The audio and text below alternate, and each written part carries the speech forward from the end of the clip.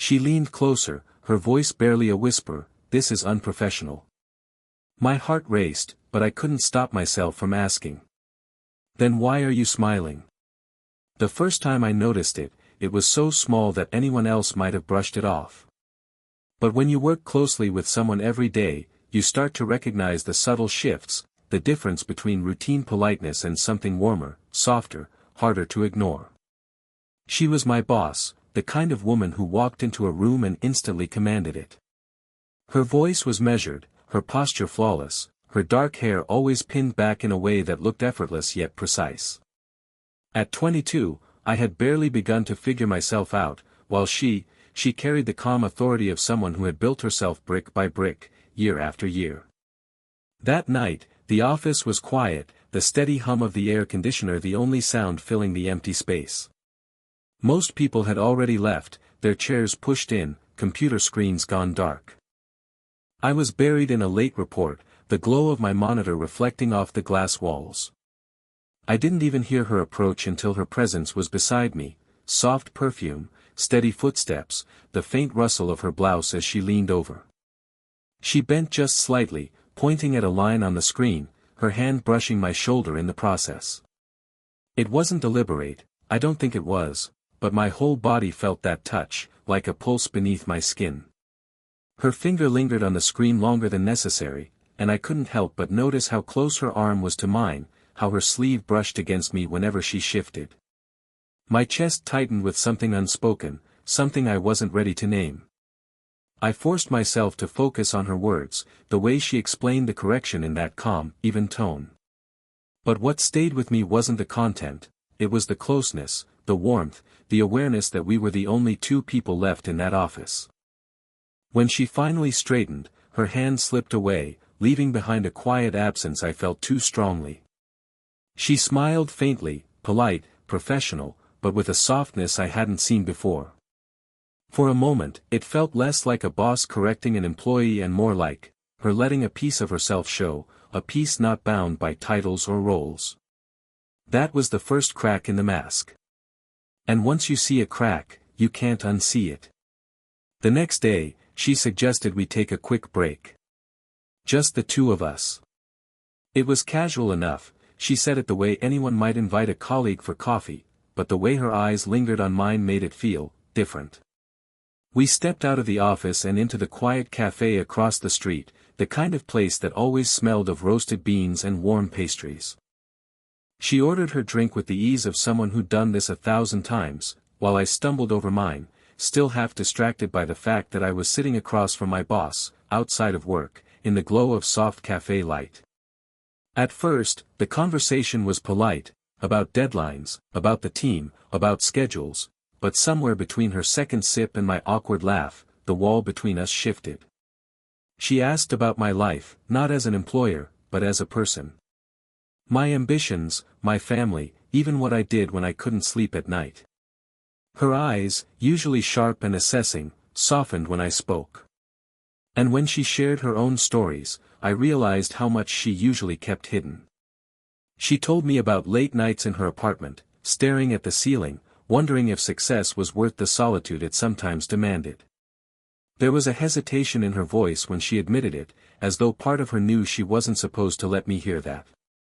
I didn't interrupt. I just listened, and maybe that was why she kept going. Then it happened, small, simple, but unforgettable. When the barista brought our drinks, she handed me mine. Her fingers brushed against mine, light but unmistakable. It should have meant nothing. Just the passing of a cup. But the warmth of her skin stayed with me, a quiet spark that made my chest tighten.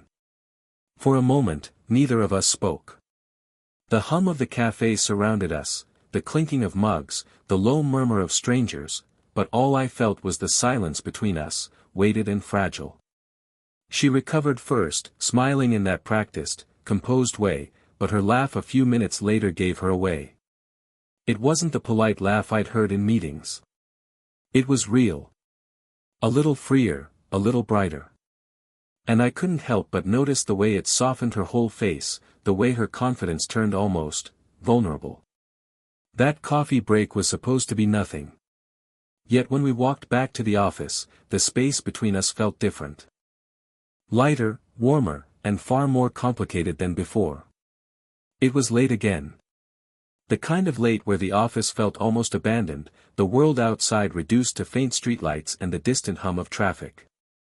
I was at my desk, finishing a report, when I realized she was still there too.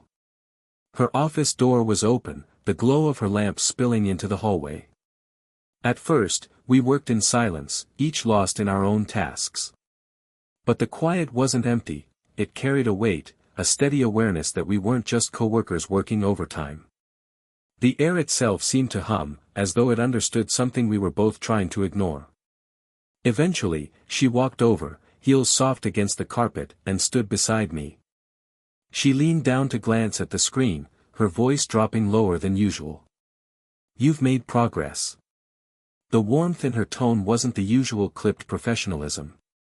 It was gentler, closer, like a secret.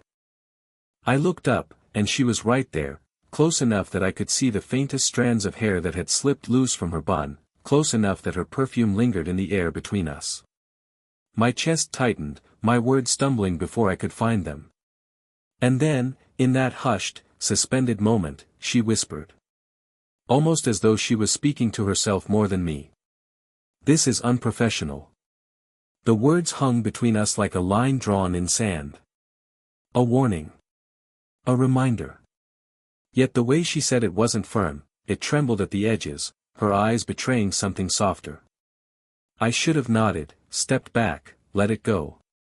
But the quiet pull inside me was stronger than reason. My voice came out lower than I expected, steady despite the racing of my heart.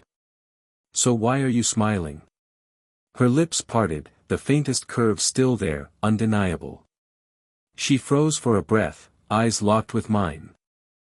And in that silence, I felt everything we hadn't said, the long hours, the lingering touches, the way our conversations had drifted from work into something more personal. Her gaze softened, and for a heartbeat, I thought she might answer. Instead, she pulled back just slightly, her composure sliding back into place, though her expression betrayed her. She didn't scold me. She didn't deny it. She just looked away, as if afraid her face would reveal too much. But I had seen it.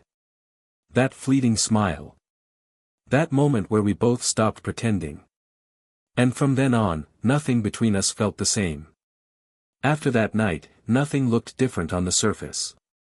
She carried herself the same way in meetings, sharp, composed, every word measured with authority.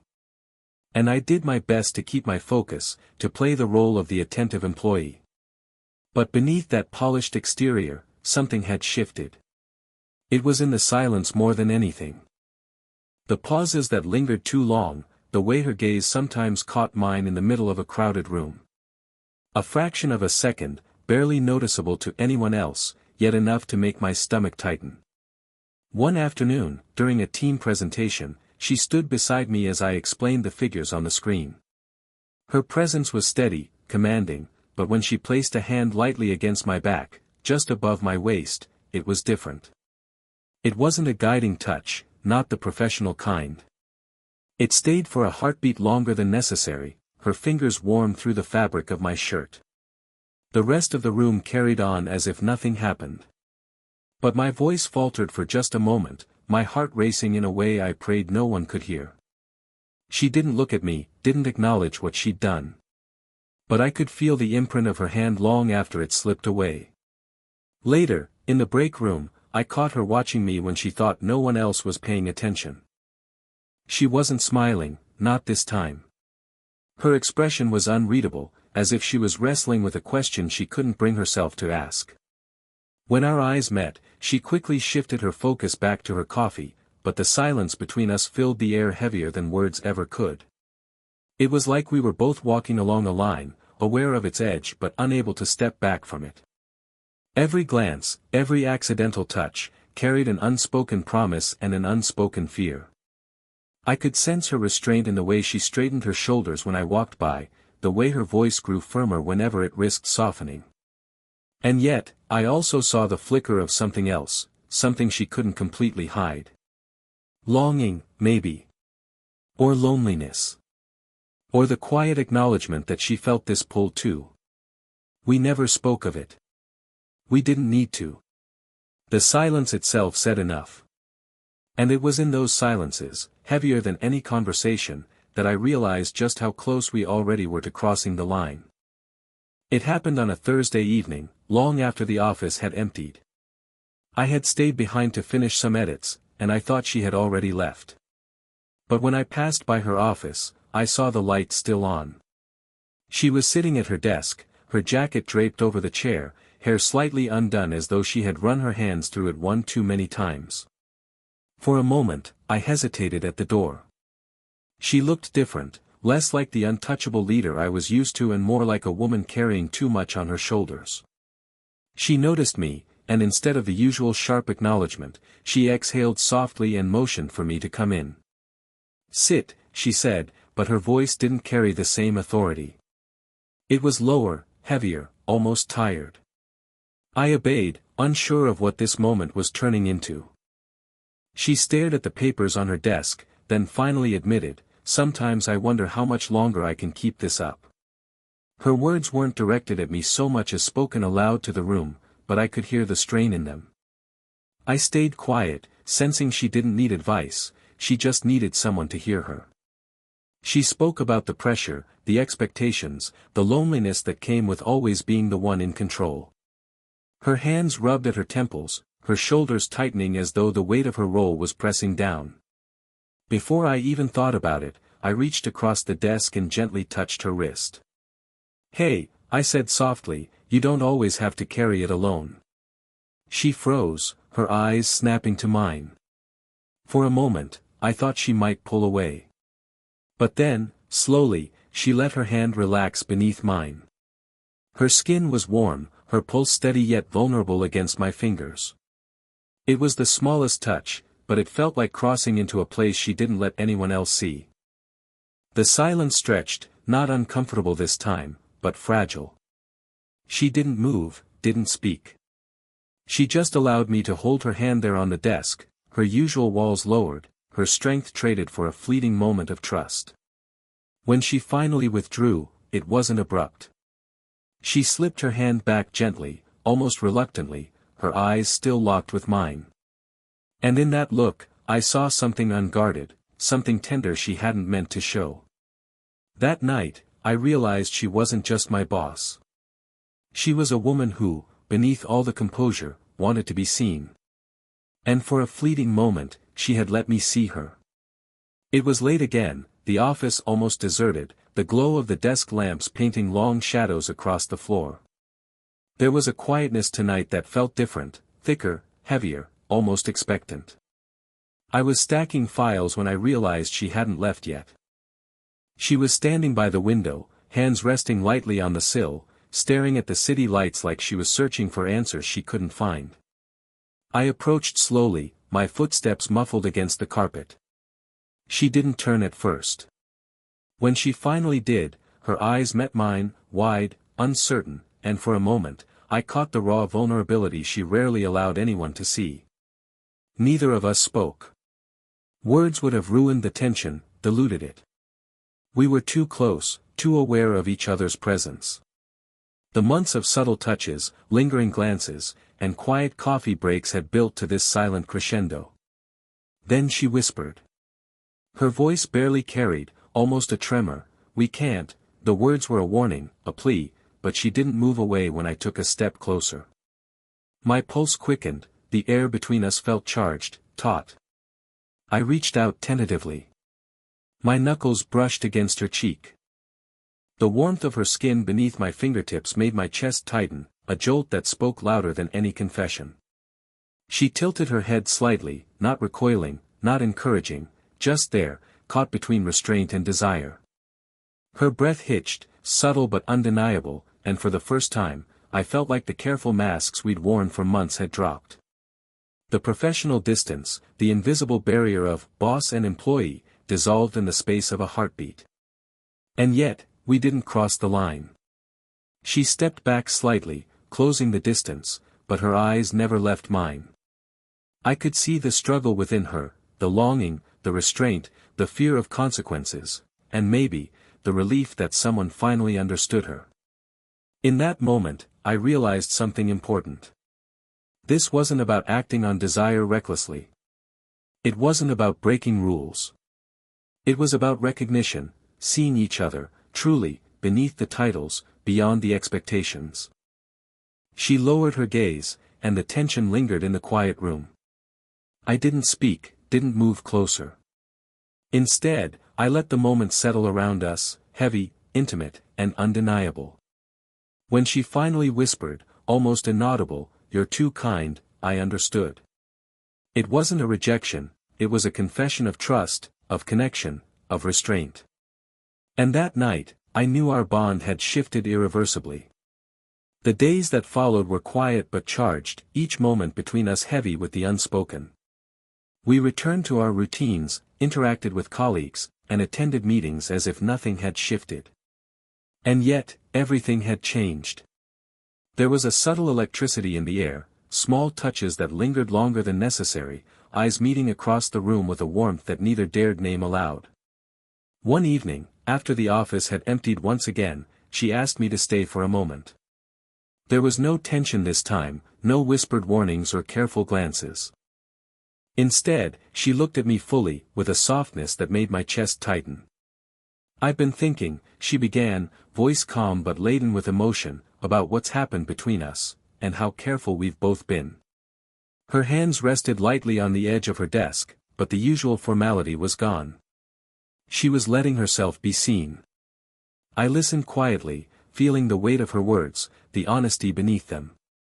And when I spoke, it wasn't boldness that guided me, but care. "I value you too much to rush into something we might regret," I said. "But I also can't ignore what's between us." Her eyes softened, glimmering with unspoken understanding. She smiled, that same faint curve I'd noticed the first night I saw her let her guard slip, a smile that held years of experience, strength, and a quiet vulnerability. And for a moment, we simply stood there, sharing the kind of silence that feels more intimate than conversation. Slowly, she stepped closer, just enough for the warmth of her presence to brush mine. She didn't need words. Her hand found mine, tentative but steady, and when our fingers intertwined, it was as though we were acknowledging the bond that had been building between us all along. We didn't rush into declarations or grand gestures. Instead, we embraced slowly, carefully, letting the closeness speak for itself. Her head rested against my chest, her hair brushing lightly against my shoulder. I could feel the steady rhythm of her heartbeat, her breath warm against me.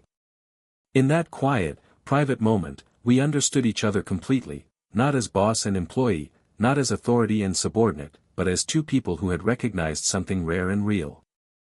And in that recognition, there was a promise. A promise of patience, trust, and a connection that didn't need to be rushed or forced. It was slow, intentional, and deeply human. For the first time, I realized that the most powerful romances aren't the ones that erupt in a blaze, they're the ones that grow quietly, steadily, until the moment you can't imagine life without them. And this was ours. For the first time, I realized that the most powerful romances aren't the ones that erupt in a blaze, they're the ones that grow quietly, steadily, until the moment you can't imagine life without them. And this was ours. If you want to experience every subtle glance, every whispered moment, and the full journey of this slow burn romance, watch the full story, link in the description.